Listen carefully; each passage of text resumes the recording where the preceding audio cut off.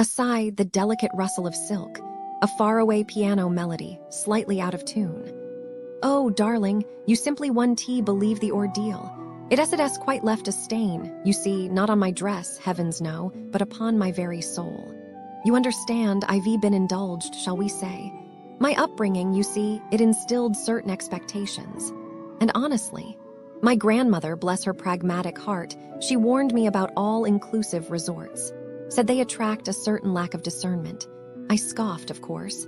I thought, oh, grandmother, you've lived through revolutions, you don't understand nuance. Oh, how very wrong I was. It began, as all tragedies do, with a promise. A sunshine-soaked escape to the Dominican Republic, specifically Viva Wyndham Tangerine Cabarete. The brochure, of course, was a masterclass in deception. Azure waters, pristine beaches, cocktails adorned with miniature umbrellas. It was aspirational. You know, a little too much, just a little bit. Like an overzealous painting, you immediately suspect artifice. But I convinced myself, I truly did, that a little escapism wouldn't hurt. Though in retrospect, I ought to have stayed home with my Persian cats, honestly. They're more reliable companions. We arrive, and immediately the air just feels off. Not necessarily unpleasant, but thin. Like air that's been filtered too many times. And the parking, oh, the parking. It's a miniature game of automotive Tetris. Spaces designed, I suspect, by someone who actively dislikes cars. Honestly, it's a prelude, isn't it? A warning. Prepare for compression. Prepare for constraint. It screams, we do not care, it's a microcosm of the entire experience, luring you in with palms and pretense, before aggressively trying to shove you into a too small box. Then came the room.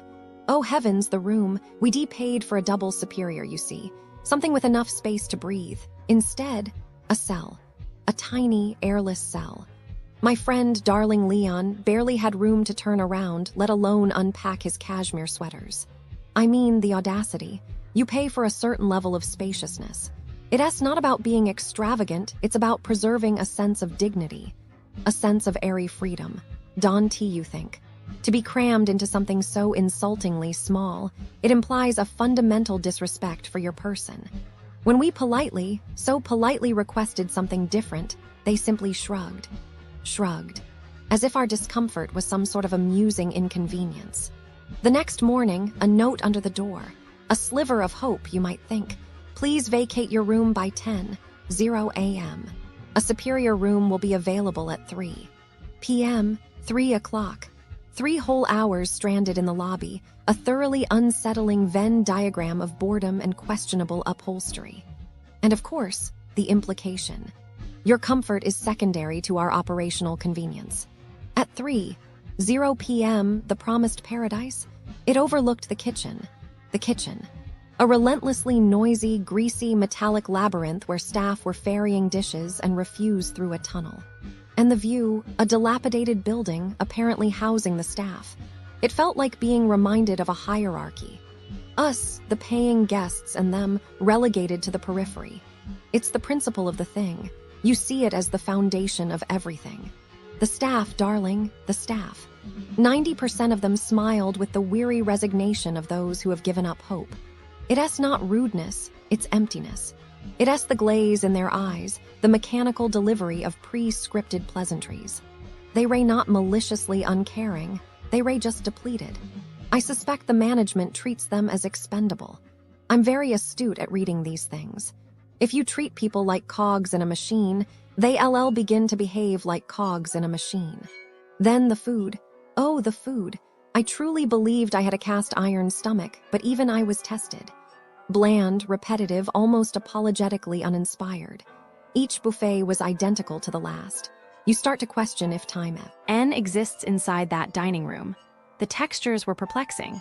Overcooked vegetables, rubbery meats, sauces that tasted vaguely of regret.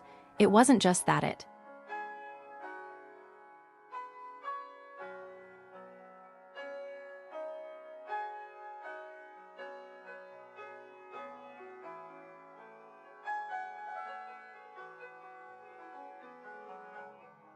The businesses surrounding the Viva Wyndham Tangerine in Cabarete Let's just say they've left me feeling profoundly disappointed.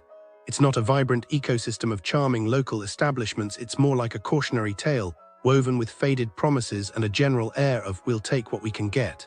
It's as if the area is perpetually stuck in a state of almost good, a constant tease of potential that never quite materializes. I approached this analysis with a hopeful heart, a desire to uncover hidden gems, and frankly, I'm a little heartbroken by what I found. These aren't isolated incidents, they paint a picture, a worrying trend.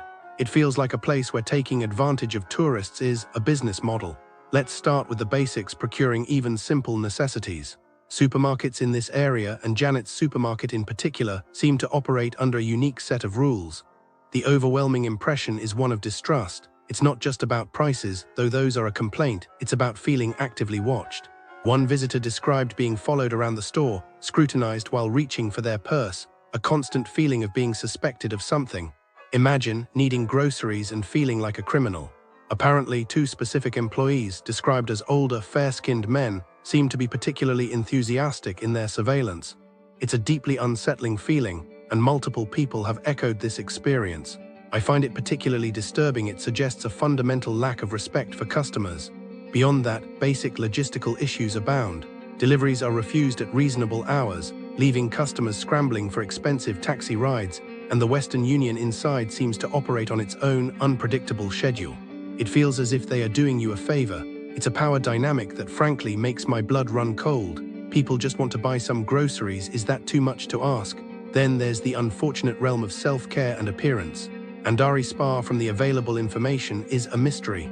The reviews are almost entirely devoid of detail, a silent void. 2 one-star ratings with no explanations. It's the kind of nothingness that breeds suspicion. Is it closed? Is it dreadful? We simply don't know, and that in itself is a red flag. However, regarding haircuts, a visit to Andari Spa for a men's cut appears to be an exercise in fiscal masochism. Overpriced, poorly executed, and frankly, a tragedy for anyone with hair.